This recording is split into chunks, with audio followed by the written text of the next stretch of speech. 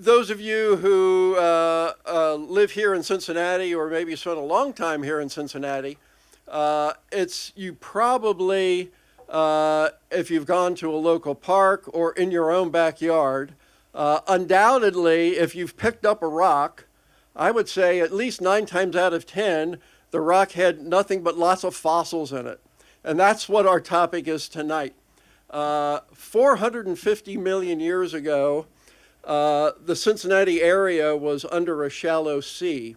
And we're kind of at the epicenter of some of the great fossil record of that Ordovician period. So our speaker tonight is the expert on all that. It is Brenda Hunda. She is the curator of invertebrate paleontology at the Cincinnati Museum Center.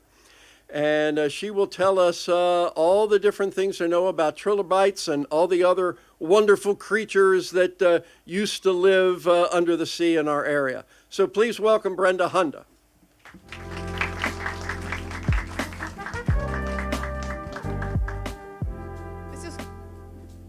This is quite the setup, and I feel like I should be giving you a comedy routine, and it should be on HBO or something. Yes, what you'll learn about me is that I'm very bad at tech, but I'm really great at rocks. So we all have our strengths and weaknesses. Thanks for coming out tonight. It's a real pleasure to be here. Bob talked a little bit about sort of my expertise area. So if you've ever been stuck at the cut in the hill behind a semi-trailer traffic accident, or just the regular traffic that we have there, and look to your right, if you're going south, you'll see those big sequences of rocks. Oftentimes those rocks have beautiful icicles on them, all kinds of things. Those are world famous. People come from all over the world to study them. I'm here to study them. We're actually known as a North American Upper Ordovician type standard, which basically means if you want to study those rocks in North America, Cincinnati is the flagship place. It is the type place to come, and those rocks are known as the Cincinnatian series. They are full of fossils that tell us about how life existed in this region about 450 million years ago. I'm going to talk a little bit about that, but then I'm going to switch a little bit because what I really want to focus on are landslides tonight. How many of you have had an experience with moving earth of some sort on your property in Cincinnati? Maybe it's caused a traffic jam on your way to work because Columbia Parkway's decided to get angry at you, all those kinds of things. Okay, so there's a real deep history, what we call deep time history, associated with why we have landslides in Cincinnati. And landslides are one of our top natural disasters. So when we think about Cincinnati, we think about like maybe, some really bad thunderstorms, the occasional tornado, definitely flooding. But landslides are one of the top things that the city has to deal with. And there's a geological and a human reason of putting that all together as to why we have major landslides in the Cincinnati area. This is on Elberon Avenue, by the way, in 2014, where we had a major spring rains. And that year was kind of like a banner year for a lot of landslides in the area because of the amount of moisture that had gotten into the hillsides. And I had the benefit, you'll soon learn this about me, of being able to watch that come down. I was standing right there watching the whole hillside come down. I am a natural disasters buff. I know that this is sometimes off-putting to people because natural disasters ultimately mean potential harm to humans and property and all that kind of stuff, and I don't like that part. What I do really enjoy, though, is the power of the earth, the processes that operate on the earth, and every once in a while giving us a kick in the pants to remind us who's boss. And I just kind of really like watching that power and that energy and the dynamic nature of our planet. It's really easy for us to drive from Kroger to our job to home, to Kroger to our job to home, to CVS to our home every day and see the same things every day and forget that we live on a very dynamic planet that is constantly changing. Every once in a while, we'll get a reminder that the systems that operate to shape our planet that we have been going on for billions of years still operate today. And every once in a while we get in the way. So I want to start out by giving you this very unreadable graph. Yes, which is, because it is so far away, which is the Geologic Time Scale. I'm going to come up here and hopefully not trip over any of this and point out a few things. I'm a walker, by the way. Our Earth is 4.57 billion years old, so this is 4.6 all the way up to the top, which is 0, the present day. And if you just highlight that upper little box right there in blue and expand it out, that's the last 600 million years of geologic time. The reason why we really focus on the last 600 million years on our planet is because that's really when complex life arose. It's a little bit further back than that, and the geologic record and the paleontological record is constantly pushing those dates back. But that's really where we start seeing multicellularity, and we start seeing things like sponges and corals and all the really early animals coming into play. We're going to focus really on a few areas. We're going to focus first on the record that we have here in Cincinnati 450 million years ago. That is the age of all the rocks that you see in this area. That's a full 250 million years before the first dinosaur ever walked the planet. So we are talking old stuff. Way older than the first reptiles. There's no mammals, there's no birds, there's no amphibians. There's fish on Earth, but there's no fish here yet. They didn't come to Cincinnati for some reason. Okay, and then we're going to skip a whole series all the way up to the last 2 million years. So this is the last 65 million years of geologic time here after the dinosaurs. And we're going to skip up to the last 2 million years. Our story here in Cincinnati that impacts our landslides has to do with the rocks that are 450 million years old and the rocks that are 2 million years old, with a huge gap in between. Okay? So that's kind of where we're going to play today. So I want to go back 450 million years ago with you. I love paleontology. It's like the best thing in the world because it's the closest thing we have to time travel.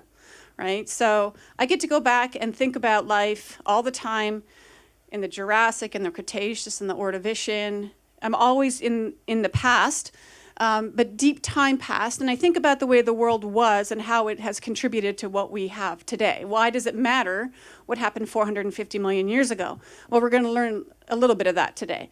So is anyone familiar with plate tectonics? Right. So we know that through time, oceans and continents and their configurations are constantly on the move and have changed, right? North American plate, the plate that we're currently sitting on, moves southwest from our current position at about the rate of an inch a year. And we know that it doesn't move slowly. We know that it moves very quickly in big jerks, and those are what we call earthquakes, right? So we're not like floating on this like gentle riding continent plate, right? We've got a lot of these natural disasters that help make these happen. This is what the world looked like 450 million years ago. A little bit different than what we experience today. I'm going to point out a couple of key features for you. The first is the red star is where our region is located in the southern hemisphere. So Cincinnati, and in fact most of North America, has been a southern hemisphere continent for most of its geologic history. We have only been in the northern hemisphere as a continent since the last 225 million years, which out of 4.6 billion is what we consider a snapshot, really. It's very, very quick geologically speaking. So we're a southern hemisphere continent. A couple other things to note. The blue is where the ocean is, and the green, of course, is exposed land. At this time in Earth's history, we don't have much of a fossil record of life on land yet. We do have some indications of early plants like mosses and bryophytes. These are the non-vascular plants that just kind of might skirt lagoons. We have spores from these plants that indicate that they did exist, but we don't have full terrestrialization. There's no trees yet, they haven't evolved. There's no dragonflies on land, nothing like that, okay? So for the most part, from what we know about the fossil record currently, the land is pretty much completely barren, okay? So because continents change configurations, they come together, they move apart, they evolve, much like life does, but inorganically, of course. We know that the continent of North America, as we recognize it today, did not exist. we had the core of what we recognize as North America today, but because it was a different continent, geologists have to give it a different name, just to confuse you. And then the name back in the Ordovician is known as Laurentia. So I think of Laurentia as the proto-North America. It's going to grow into what we recognize as North America. And in fact, North America didn't really become North America as you recognize it until T-Rex crossed our paths. So that would be the Cretaceous time. Geologists don't refer to our continent as North America until the Cretaceous time period. And that's because the continents grow and change. And that's a whole other subject that we could have another beer about a little bit later. Couple things to note. Other than being about 20 degrees south of the equator, our region is completely covered by a shallow tropical ocean. Okay, this ocean would have been about 150 feet deep, so we're talking very shallow, light can penetrate to the bottom. These are called epicontinental seas, and we don't have any modern real examples of that today on Earth. At this time, sea level was much higher and the continents were flooded, okay? I want to point out a couple of fun facts. This is Siberia here, which is our closest neighbor. I always think about like what the politics would be like if that was our current geography. It would be a very different experience. Baltica is right here. So Baltica is going to be the Baltic states. That's our second closest neighbor. It's going to be like Denmark, Norway, Sweden, and parts of Northern Europe. And indeed, later on in geologic time, Baltica attaches to North America to create another new continent called Laurussia, and that's how we get the Caledonian Mountain Range, which is another fun little fact. So we are attached at one point. But what's interesting here is that this is where New England is, and Nova Scotia, right? So parts of what we identify as parts of our continent today are floating out as islands, and they have to come up and accrete and attach to the side of North America, which they will do in a moment. We'll talk a little bit about that. Another just common theme in Earth's history is this huge continent in the southern hemisphere called Gondwana. Gondwana, I like to think of as all the A's. So we're looking at Antarctica, Africa, South America, Australia, a little bit of India and Madagascar in there. Okay. Starting at about 475 million years ago or so, we had a huge collision on the eastern margin of Laurentia. This is the beginning of the building of the east coast of Canada and the United States. So this map gives you a little idea of the state outlines and where we are located right here. My star didn't show up, okay? But we ended up welding a mountain range called the Taconics to the eastern side of the United States. So this volcanic island arc, this chain of volcanoes, think of it like Japan coming in and colliding with the eastern margin of the United States and getting stuck, okay, coming in and creating a mountain range that lifted up that part of the United States and Canada, creating the basement of what we now know as the Appalachian Mountain Range. Okay, so the Appalachian Mountain Range is actually a sequence of 3 separate collisions to make it, and this is the first one, okay, of that. You can note that this one here, which is also attaching more of New England, is going to be the second one, which comes in a little bit later. But the point here being that we had these huge mountains, much higher than the modern Rockies today, on our East Coast, what was a time when the Appalachians would have been really, really high. And because there was really no life on land, there's no trees, there's no grass, there's really no soil, these rocks are really exposed to high levels of weathering, okay? And because we're in the southern hemisphere, we would get huge storms, hurricane-sized storms, bigger than anything that we've seen in the modern today, that would come down across in the southern hemisphere, south of the equator, come from east to west and travel down into this region. And as these mountains were eroding, all of the sediment that they were sloughing off was being transported into our area by these huge storm waves that would come in and create these really large submarine mud flows. So when you see the rocks at the cut in the hill and you're looking at all the great dark gray stuff, the shaly stuff, I'll show you a picture here in a minute, what you are seeing is weathered granites that chemically weather into clay, and then that is transported by storm waves into our area beneath the ocean, okay? And so we can think of it like this. This is a graph of, or an image of what shale deposition would have looked like, these clays coming in. They would have been brought in by these very large storm waves at the top. And then because the shale or the clay mixed with water is more dense than just the water, they would travel down slope by gravity. So I don't know, I'm from Canada. We didn't go to the coast much, but when you go to a lake, and you stick your foot in and this plume of mud, stinky mud comes up. Ever do that as a kid? Right? And you're like, ew, that's gross. Well, that is basically what would be coming up, and then gravity would take it down slope and bury alive anything in its path. Okay? And so if you're a trilobite and a mud flow is coming down at you, you might be like, oh, I better get out of the way. I'm going to move over here.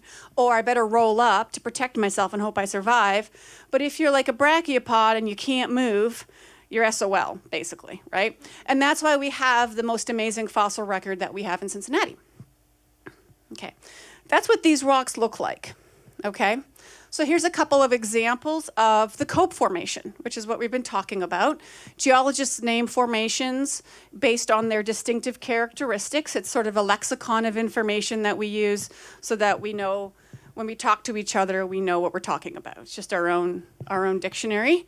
And the Cope Formation is what we see mostly in Cincinnati. So most of the hills that are in Cincinnati from bottom to top are Cope Formation. There's a little bit of other stuff at the top, but we don't have to go into that. So the Cope Formation is classically dominated by 75% clay. This is going to be really important. So this clay is coming from the shedding of those tectonic mountains to the east, being brought in by the storm waves and basically covering and depositing and filling up the ocean basin in the Cincinnati area, Cincinnati, Ohio, Indiana, Kentucky region. So why is this really important for us? Why are these clays so important for landslides? By the way, Bob's right. If you do go to any of these sections and look in the rocks, you'll find massive amounts of fossils.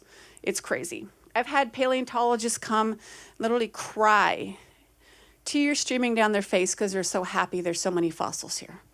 Right? This is a special thing for us. This is not normal. Okay, I've been all over the world to collect fossils, and this is not a normal thing. So we're really, really very lucky here. That aside, the reason why our Ordovician seafloor is so important is because it is the bedrock of our city.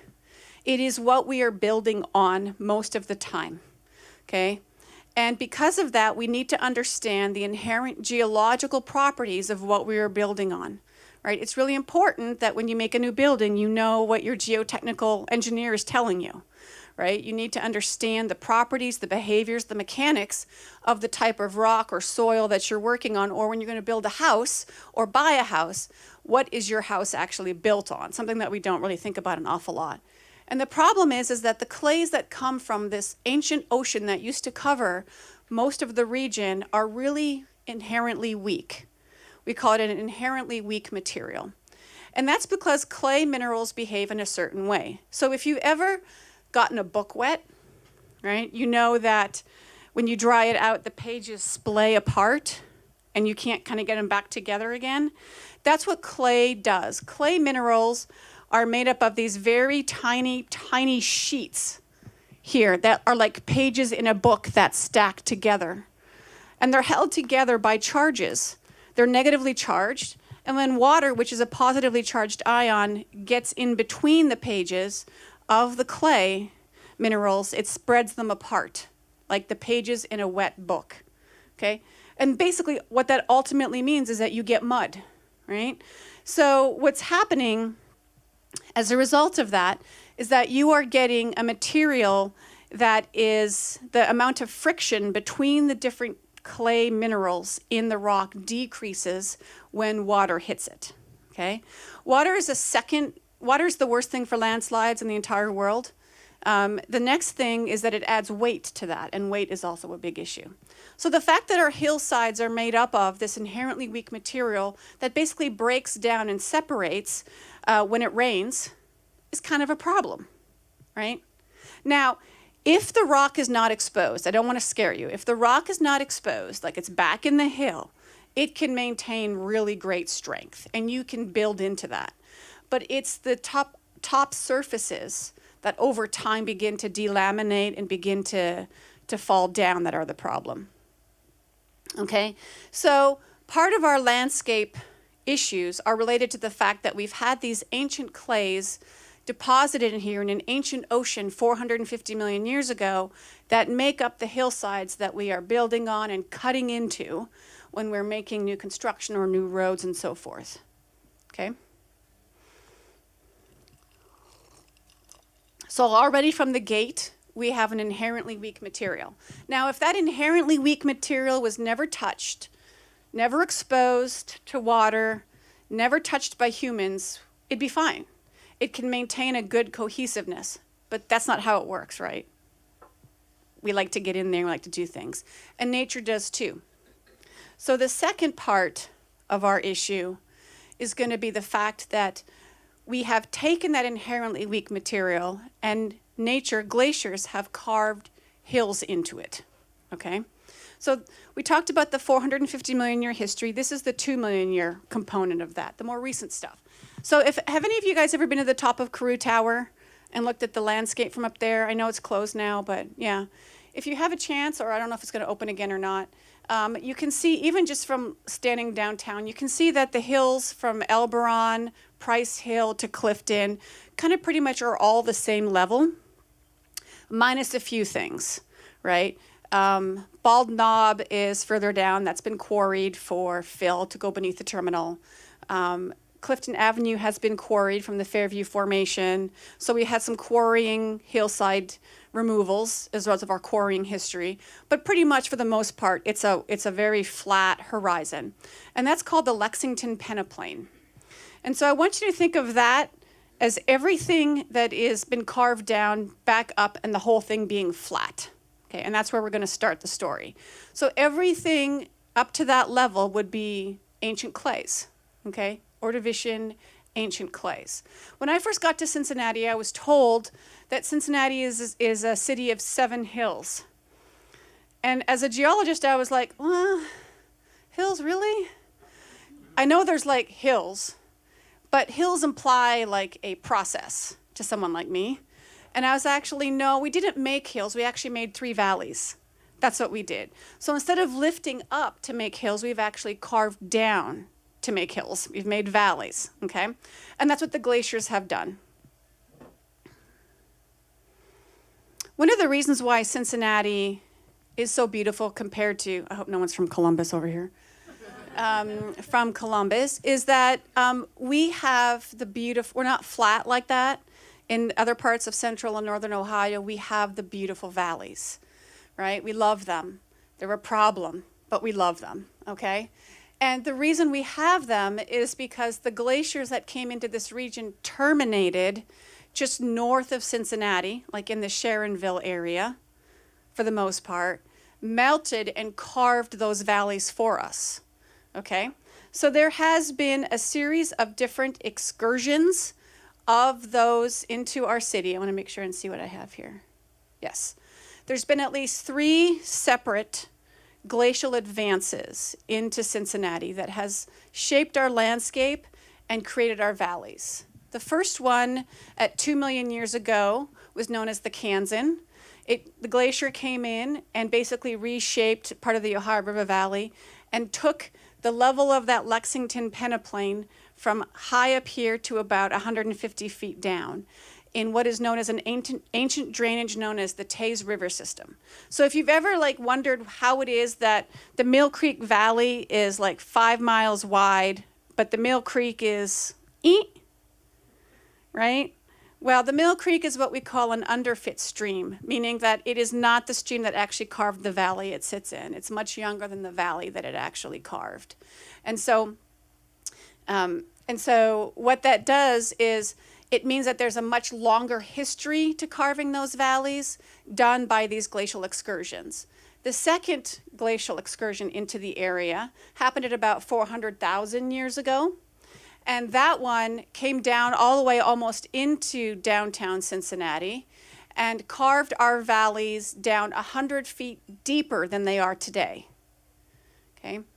And so as a result of that, the third incursion, known as the Wisconsin, the one that we see that's the latest and the one that's most recent and we can see evidence of, actually filled those valleys back up with sands and gravels from its melting to its modern levels. So,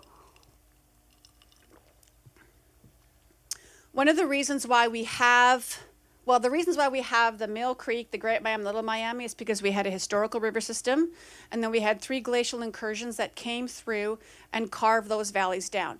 But as a result of all of that, they created these very steep slopes on the hillsides that create our beautiful valleys that we enjoy and want to live on and all that kind of stuff, right? So Price Hill, all those areas there, Clifton, all of these are very steep slopes at grades greater than 20%.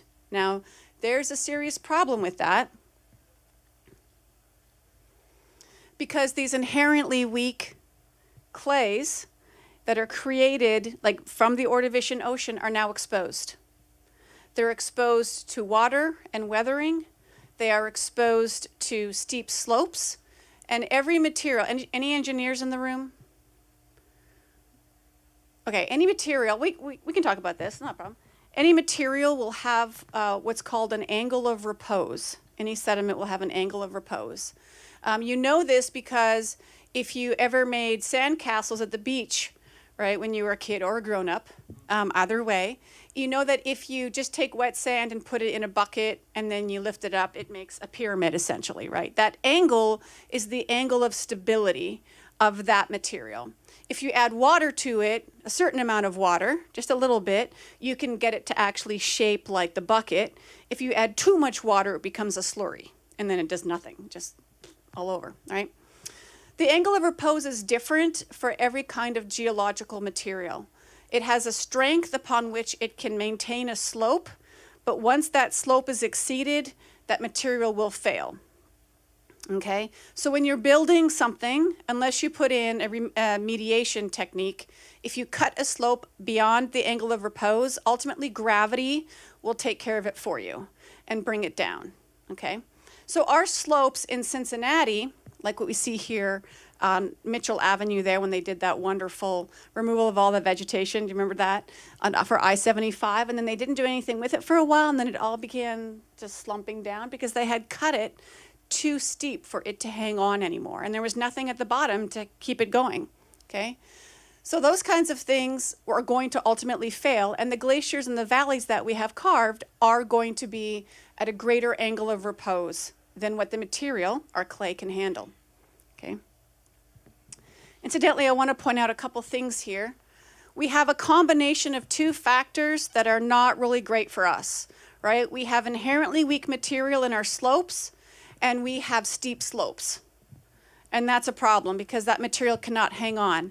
This is a wonderful geologic map of our glacial deposits in the state of Ohio. And the beautiful thing about this is that based on the outlines of these glacial deposits, you can see where the glaciers were and where they terminated. Here, this is where we are, of course. And then as the glaciers move back, you can see how they moved back and how they've dumped material as they've receded. So we have a wonderful map telling us where these glacial deposits are. Interesting to note that our glacial deposits are really important for us because they're what gives us really great water in Cincinnati, right? Our natural aquifers are in the Great Miami and the Mill Creek Valley, and they are what industry uses to pull water out for beer making, soap making. Bernard Soap Company is in there. And also 20% of Cincinnatians' drinking water comes from the Great Miami water aquifer. And that is all purified by glacial sands and gravels. So it's kind of important for us.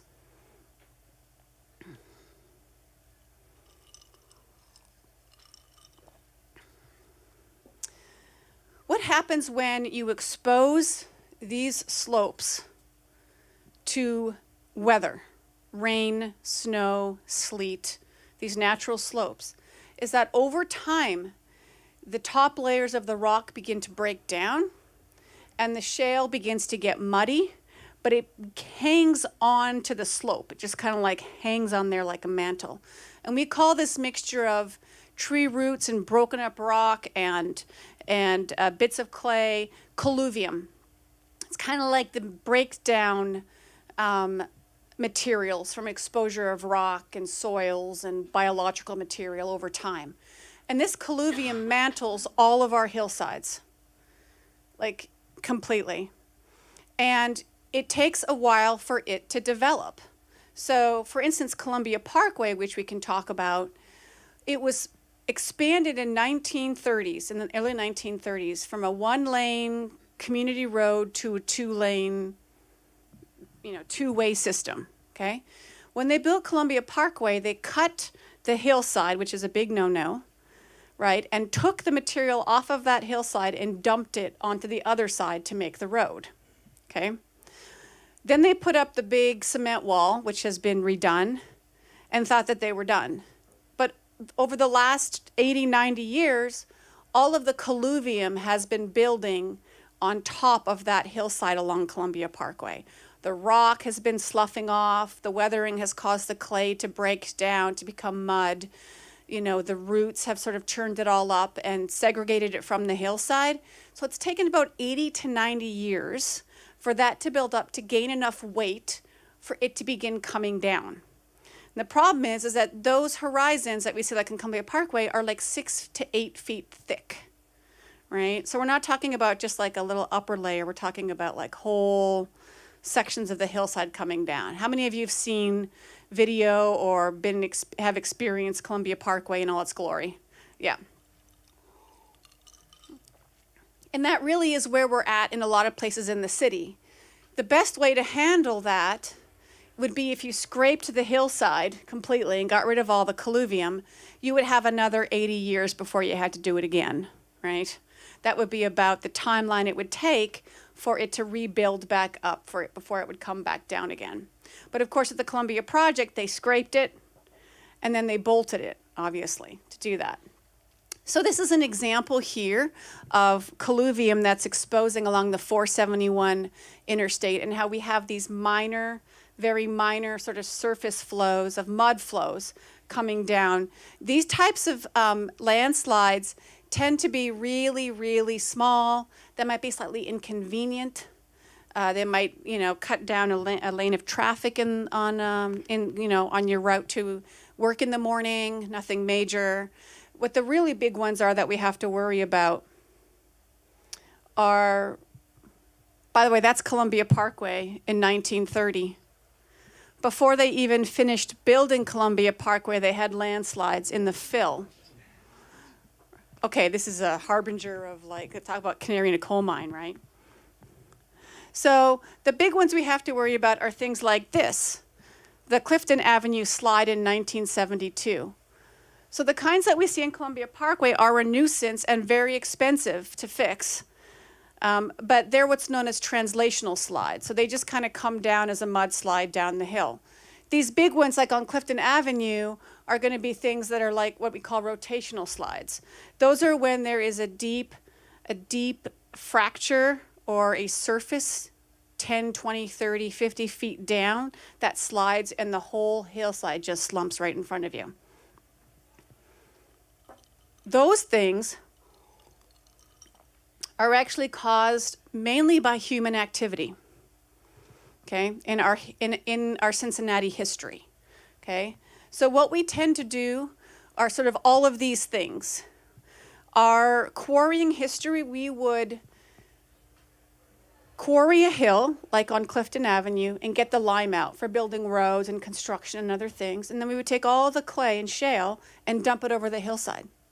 Okay, and then somebody 75 years later would build a condominium complex on top of that, right? Not knowing what they're building on. The problem with fill is that not only have you concentrated the inherently weak material from the quarrying activities, but you've taken it out of its geological context, so it doesn't have any structure, and then you dump it. So it's basically just like building on sand. And then you build on top of it, and lo and behold, 50 years later, there's a major landslide, okay, like at Clifton Avenue. So our quarrying history has a really huge impact on, here they are dumping fill on the side of a road, and that's a doubly inherent unstable material. The other thing that we do is that we cut hillsides like the toes of the slope, and then we dump that fill over like in Columbia Parkway. So one of the major rules in landslides is that you never ever cut the toe of a hill. Just don't ever do it. That the toe, the bottom of the hill is what is holding the whole thing up. Okay? When you cut that, you are releasing that pressure. If anyone was around in 1982 where they built the I-471 cloverleaf that connected 471 to Washington Way and up through to 71. When they did that, they cut the toe of Mount Adams, and caused a major landslide that resulted in 9 buildings having to be demolished. Anyone around here for that one? Right, yes, Bob was So you know that huge cement pier wall that you see with the bolts sticking out of it as you drive there? That at the time in 1982 was the most expensive mitigation wall in the United States ever built. Right, and that was built in response to the fact that they cut the toe of Mount Adams without thinking about it. They destabilized Mount Adams, created a major landslide, and had to shore it back up again. So that thing is holding Mount Adams up. Yes, that's, whoa, I know, right? So I don't have the dimensions, but yes, there was a tunnel built underneath there that you can drive a car through. And the bolts that you see on the outside are tied back on the other side, and you can go into that tunnel and you tighten the bolts. Every once in a while, the bolts are about like this big to keep the tensile strength on the cables that are holding that section of the wall together. It has to maintain a certain level of tensile strength to hold the hill up. So they have to go in and tighten the bolts every once in a while to maintain it. It's actually a really huge infrastructure project, and it is the most expensive mile of freeway ever built in the United States, because they had to put in that wall in order to keep that freeway clear and to make it work. But they didn't follow the rules. Of course, back in 1982, we didn't know as many of the rules, and they caused a major landslide. Now, you don't have to have huge hills to have landslides, right? You don't have to have this is not like mountain type stuff. I mean, Sailor Park suffered from, I'm not Sailor Park, Friendship Park suffered from landslides along the river there. When they put the park in, within the first year, the concrete was already cracking and splitting because it was moving away from the hill, right? Because the Ohio River's there and it's cutting into the bank. There's a wonderful landslide example, if you think landslides are wonderful. There's a wonderful landslide example. Anyone ever been on McAlpin Drive? I can give you tons of places to go. There's a house there. One house that's been completely abandoned because it had a landslide on its property. And it's just kind of like right in the middle of Clifton, just like right in the middle of Clifton. It happens all the time, right? Some of the other things that we do to promote our landslide issue, besides having our geological history primed and ready for it, is we load the head. So we don't cut the toe of the slope. That's a bad thing to do. This is bad, bad, bad, bad. This is bad. Yes, it is. They have now built a wood legging wall there, though, to hold it up. That is bad. Why would you do that? I know. If I lived up there, I'd be like, Even if I don't fully understand what's happening, it doesn't feel right. Right? And now they have a wood legging wall. By the way, that was good for me because I'm a paleontologist, so I got to go and look at all the rocks over there. I was super excited. Okay? Yeah, I was super excited. So we load the head, right? So not only do we cut the toe in this case, but we put stuff on top of it. You're begging for disaster when you add weight. People like to live on tops of hills, but then they add a swimming pool. And the swimming pool has water, and water's like one of the heaviest things per cubic inch on Earth. If you've ever had to carry a pack of water, that stuff is heavy. Let's put a swimming pool on top of it, and then let's put everybody have a swimming pool, right, and see what happens. So loading the head is a really bad situation. Cutting and filling roadways, we talked about Columbia Parkway. Cut to make a road, dump on the other side, put a road on it. Once again, you're removing it from its geological context, you're exposing it, it's unstable, you build on top of it, you're going to get problems. Removal of vegetation. So if you've ever looked at any of the historical Cincinnati images of what Cincinnati was like in God, 1885. They cut every frickin' tree down in Cincinnati. And they did that to supply the steamboats that were the major traffic, way of getting goods around, and for building and construction. I mean, the hills were just barren. Trees are really good, and vegetation's really good on your hills for two reasons. The first being that it can prevent those shallow landslides. If you're going to have a landslide that's 6 feet deep, they were not going to help you. But they can prevent the translational landslides by binding the soils together with roots, giving it some stability.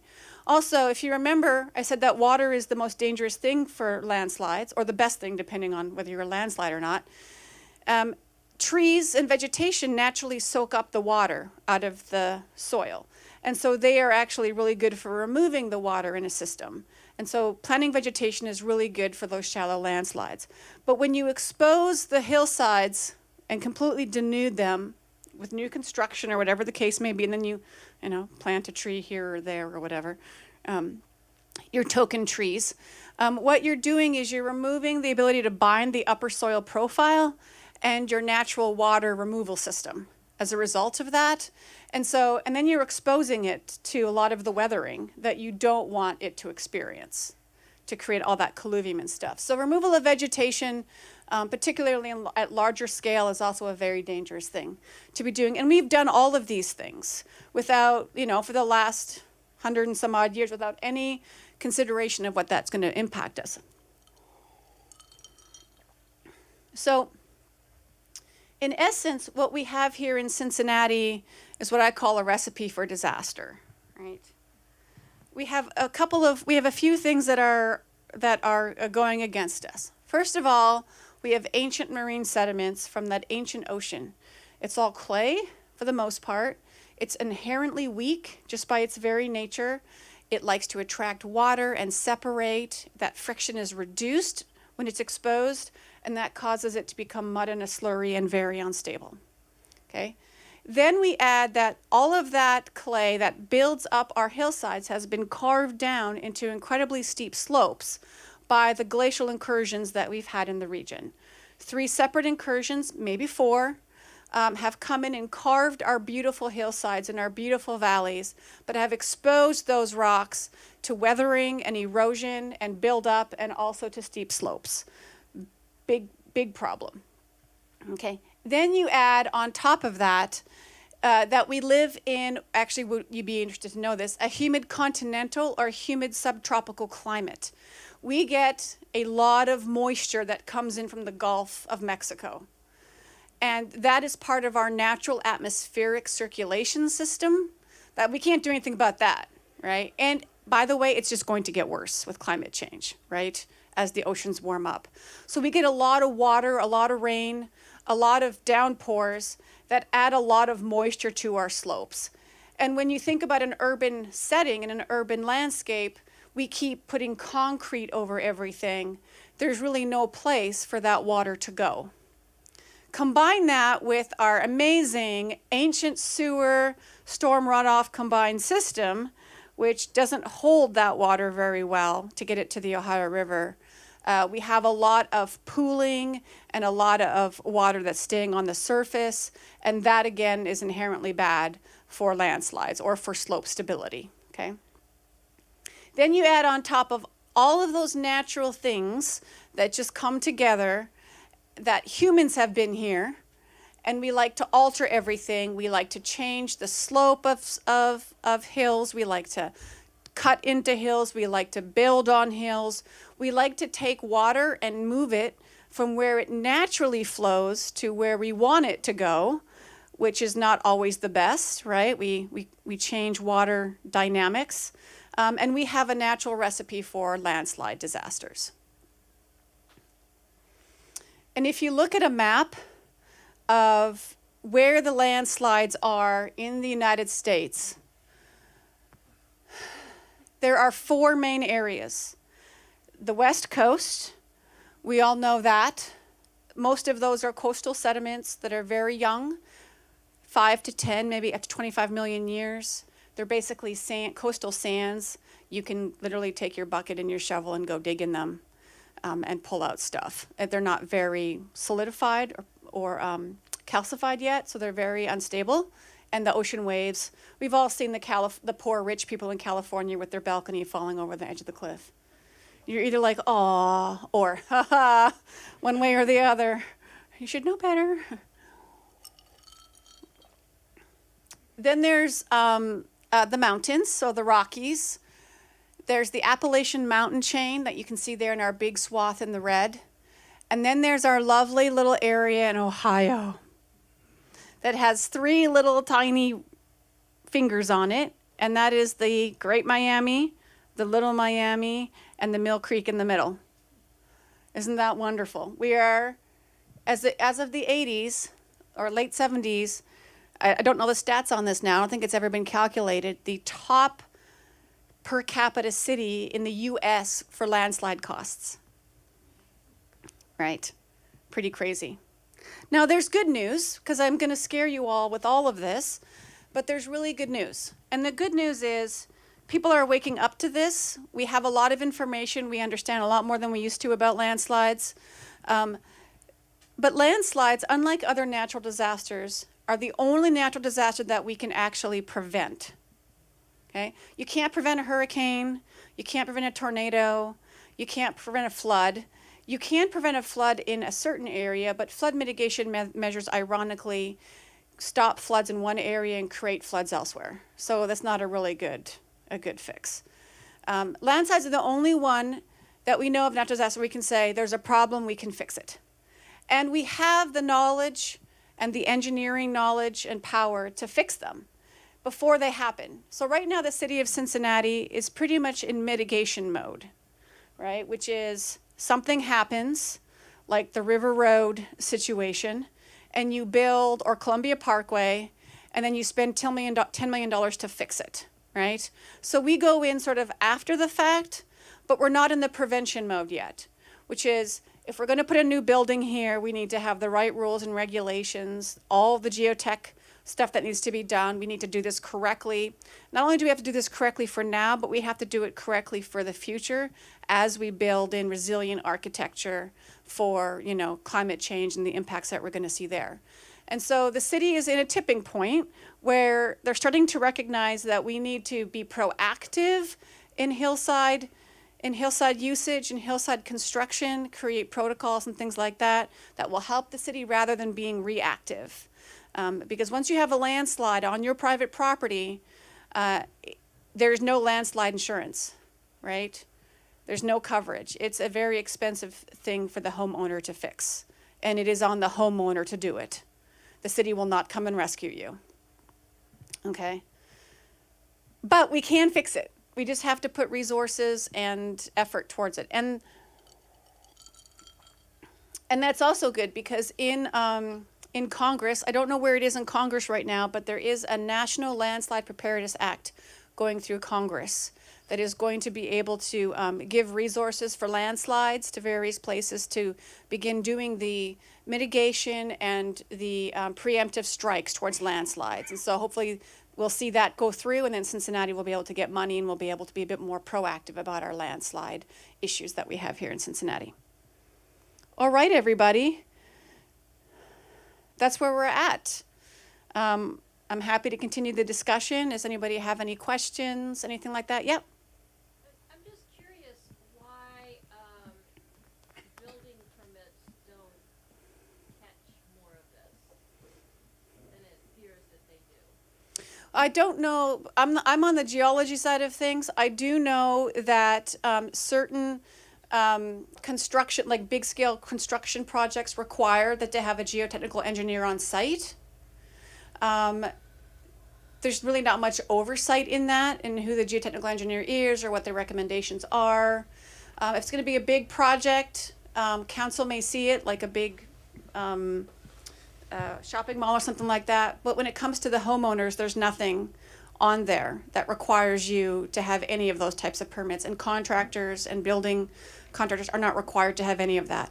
What's even worse than that is that you can buy a home, say from Fisher Homes in like a complex, and then you have problems, years later, and they're not required to have any kind of fund to help support any problems, and they're not required to inform the owner that there's problems with the land either. I know, it's due diligence on your part. Now, council, we have been working with council to try to get them to put these rules in place for builders, but it is on the homeowner to figure all of this out. Just like it's on the homeowner to get an inspection, to check for radon if you want to, it is on the homeowner to check for landslide or geology potential or anything like that on your land. No one has to disclose. And real estate agents do not have to disclose if there has been a previous landslide on your property either. There is no disclosure of history of landslides anywhere in any of those transactions. So are there places you can go or resources you can go to, like you get a house inspector, you get all of those things that you normally think about, Yeah. when you're buying a house or when you're building? Right. Are there professions, I guess, or experts that you can actually say, I would like you to inspect the land? Yes, you can hire a geotechnical engineer. It is not cheap, but if you're buying a $500,000 home or a $350,000 home, it's worth the investment to get that checked. Now, there's a website called the Hillside Trust. Has anyone ever heard of the Hillside Trust? Yes, they are wonderful. So they are not opposed to hillside building, but what they do is they advocate for the thoughtful use of our hillsides. And I work with them, and they're like huge landslide people. They have a map on their website that shows in Cincinnati where the slopes on the hills are greater than 20%. If you are buying property on a hillside that has a slope greater than 20%, you should really think about hiring a geotechnical engineer to make sure that you are safe. If you're buying on flat, like super flat, or moderately flat, maybe not so much to worry about it. But if you want to locate that map, and it's also public information from the city council, you can know immediately, I'm in an area that has greater than 20% slope on some hills surrounding me. Keep in mind that a homeowner is not in isolation. I mean, landslides don't just hit your property and then forget to go against the next parcel. So what the people are doing next door to you or 5 houses down, that landslide can translate across all of it. So you really got to be, get to know your neighbors, but also really be diligent on that and hire a geotechnical engineer if you think there's any issues that you need. But that's on the homeowner. Yeah.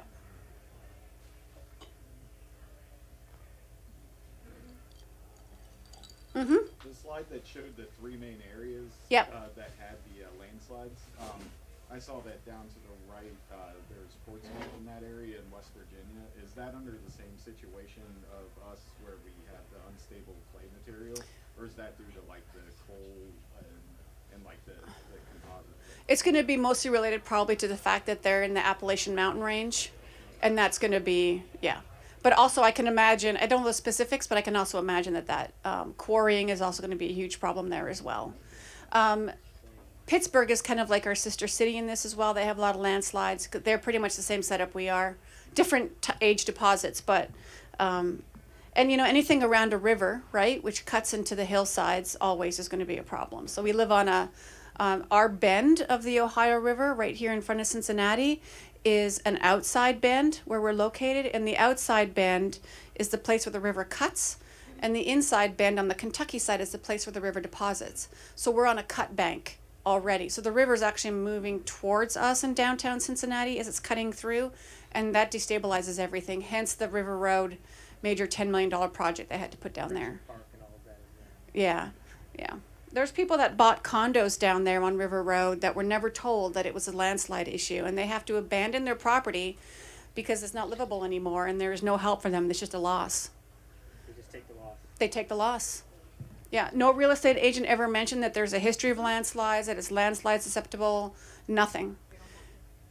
And I'm trying to work to see if I can figure out some resources for landslides for people, but the problem is that if you pinpoint a property as landslide prone, you're up for liability issues because then it has lower resale value.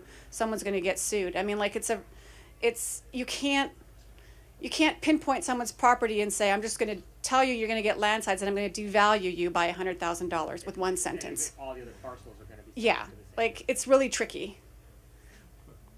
So Pittsburgh, you're saying it's just the city that has similar problems? They have similar mineral profile, like geological profile. Yeah, they're on Devonian rocks, but it's a similar kind of situation with a lot of clay in there. Inherently unstable. Yeah, and they have the river there, which is cutting into the city, and yeah, it's very similar.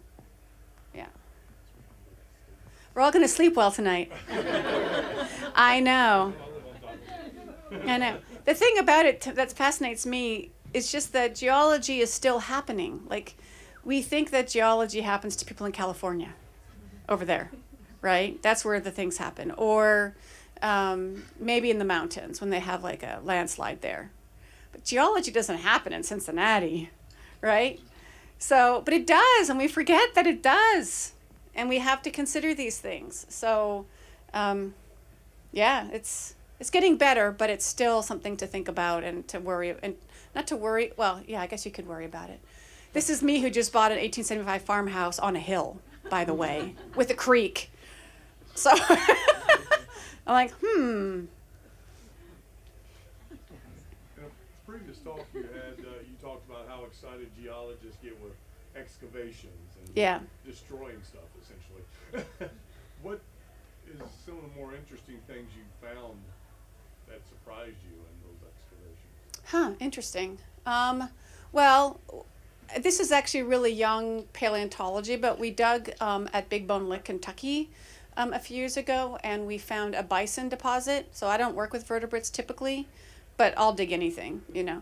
And what was really cool about the bison deposit was, one, rather than doing what I typically do, which is take rock hammers and saws and like pound really heavy rock all day long, I could just pluck the bones out of the mud. So that was like super fun.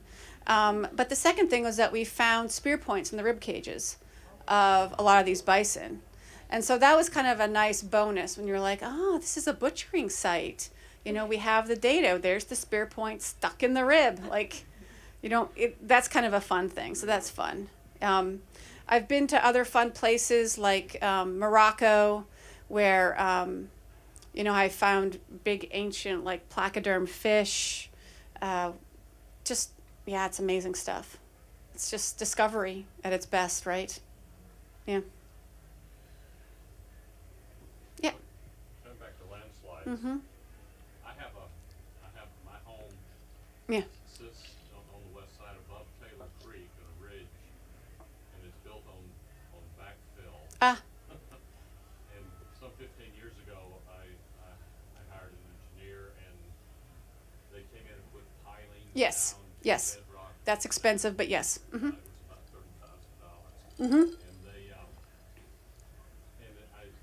still getting cracks and things like that. It was built in 1974. Okay. I'm looking at 80 years out, and maybe 30 years from now, so I should sell before then. So, what, like the cracks? Where are the cracks? Are they like at doorways and? Yeah. Yeah. Corners of the rooms. Yeah. It's hard to tell sometimes between seasonal movements. You know, you get cracks every once in a while if it's been a really dry year, which it has been this year, versus a really wet year or a cold and warm year. Because houses do move, they flex, you know, naturally, and not always the older homes have been built with the materials that allow that flexure to happen really well, like we do in some cases with the modern stuff. So it's hard to tell. You're down to bedrock. That's what I understand, yes. I mean, I feel like you should be fine. That's about as secure as you're going to get. Do you know how deep the pilings are? They must have gone down 15 feet, yeah, to bedrock. I feel like you're pretty secure. I mean, I'm not an expert in building engineering, but that's about the best case scenario, is dig down to bedrock, put the pilings in. Yeah, So it was further than they expected to go. of course. Yeah, but that's how we should be building, especially if we're building on backfill, pilings down, because ultimately if you don't, then you're going to get a $100,000 bill later. But yeah, but that's not how our codes have been in the past. Yeah. Yes, there are people in Cincinnati that have spent $100,000 to get a wall put in their backyard, only to have the wall fail and have to rebuild it. And there's no help with that. Because there's no, there's also, just to make you sleep a little less tonight, there's no contingency plan. There's no like, I'm not trying to find the right word. If this doesn't work, If this doesn't work, we're going to come back and fix it for free. Or there's like a 15-year warranty on this. Like there's nothing like that with these things. And the problem with landslide issues is that they take a while to build and to be exposed. So you could buy a house in 1975, but realize that you're having problems in 2010. It's taken 30 years for it to build up to the point where it's going to fail. But you would never see that as the homeowner, and the previous homeowner wouldn't necessarily have seen that either until it fails. So you've just got to do your due diligence on what is beneath my structure that I'm wanting to buy. Is it fill? Is it bedrock? What is it? Is it agricultural farmland? You know, right? all those things, and just know, knowledge is power, and just know what it is. I keep saying, you know, we check the roof, we check the doors, we check the radon levels, we check all these things, but we don't check what our house is built on, right? Like we never do. It's kind of, yeah. I have a question.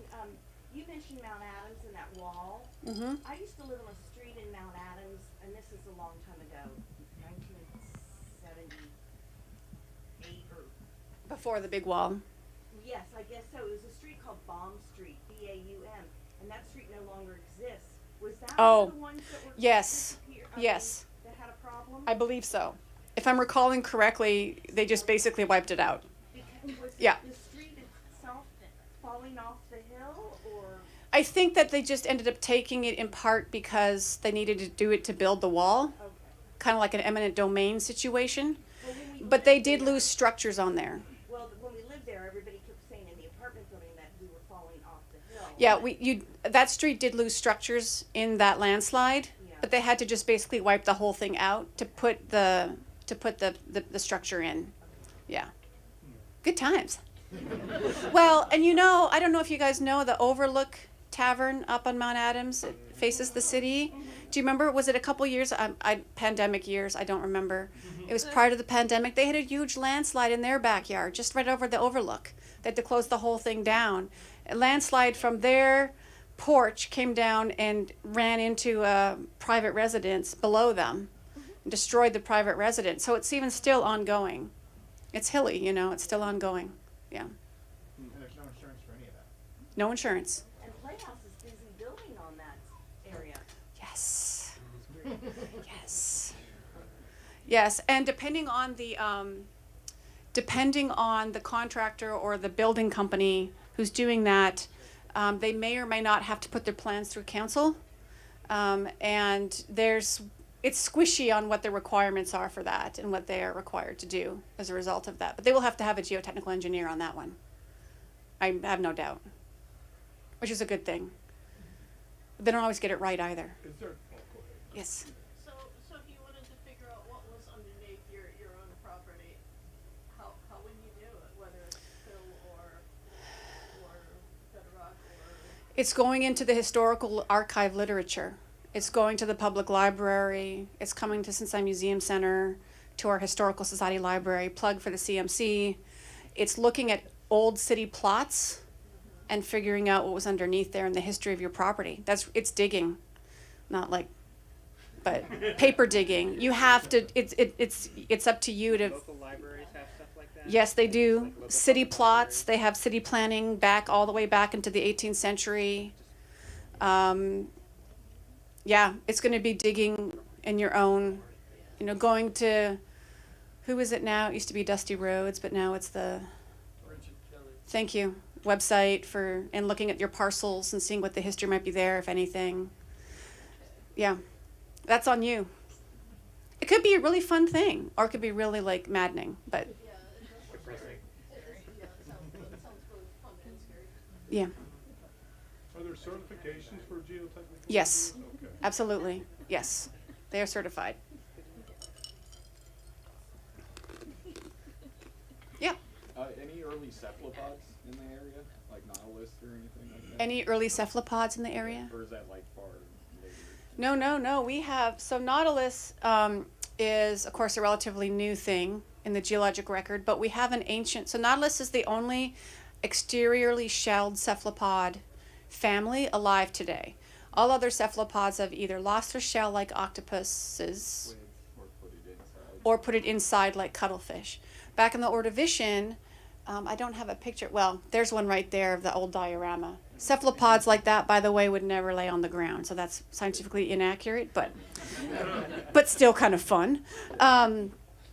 They have externally shelled, much like Nautilus. We have a couple in Cincinnati area that are coiled, but then most of them are straight shelled, what we call orthoconic nautiloids. Those are the top predators in the ocean at that time. They get up to about 25 to 30 feet long. Yeah, they're massive. They're like swimming. I like to think of them as telephone poles swimming through the ocean with these really like powerful jaws that can crunch through anything. They're pretty amazing. I wonder if I have a picture of one on here. Is it only the shells that are left over? Or Actually, it's not the shells at all. Typically, it's the internal molds of the animals. Okay. So the shells of the cephalopods are made of a mineral called aragonite. And Good on spaghetti. yeah, good on spaghetti. And that particular mineral doesn't do well in a calcitic ocean. So our ocean was dominated by calcite. So what happens is upon death, that shell just disintegrates, but it leaves an internal mold behind. So you get like the sediment fills the shell goes away, and then you get the internal structures. Yeah.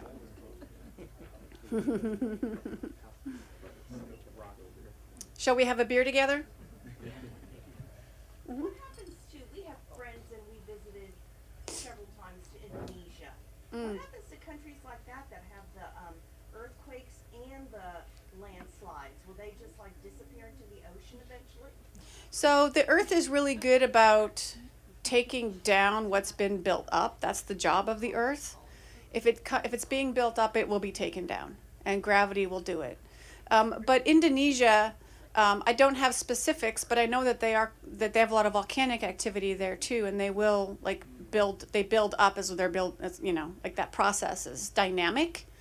I don't know where your friends live exactly, but it's much like the Hawaiian Islands. They will eventually be gone and become islands underneath the ocean. In fact, the Hawaiian island chain is 70 islands long, but only 5 of them, or 5 or 6, are above the surface of the ocean right now because they are the youngest. All the other 65 are under the ocean now because they have been basically eroded away. So that ultimately is going to be, I don't know specifically about your friends in Indonesia, but ultimately over geologic time, there's no hurry. No one needs to leave now. Although climate change is speeding things up, ultimately the landslides will take care of it. Is that my phone? No. Oh, okay. It's my ring, so No, it's okay. I just always, I have young children, so I'm always on high alert. Brenda, Yeah.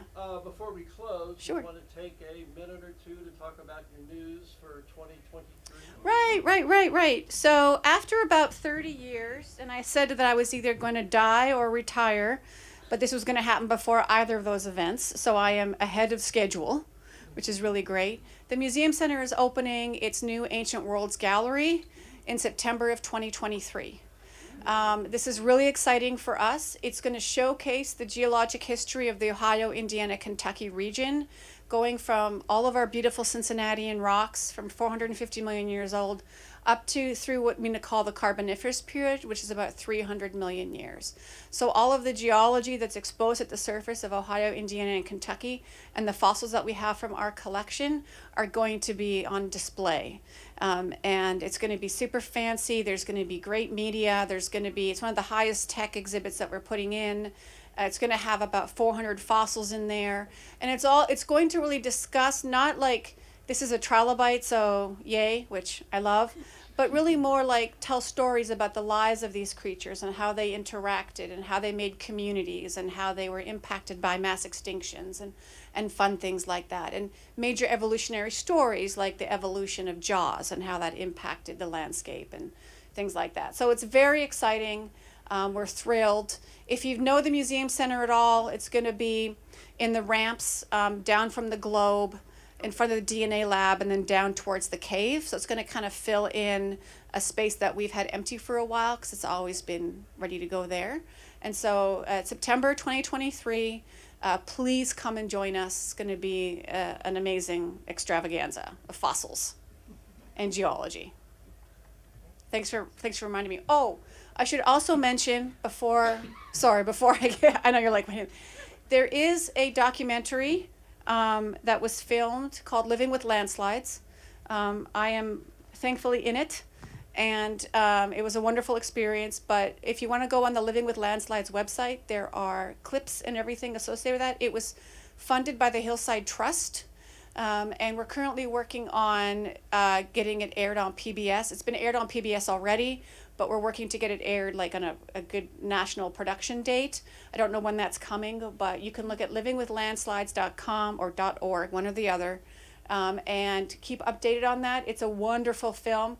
We've also highlighted it a couple places. We've highlighted it at Esquire. We've highlighted it at the Redmore in Northside, and there may be other opportunities to see it as well. So keep posted with that, and that will explain a whole lot more of the business admin side of things than I can tell you, because of all the experts that are on the film. So it'll be really great. All right.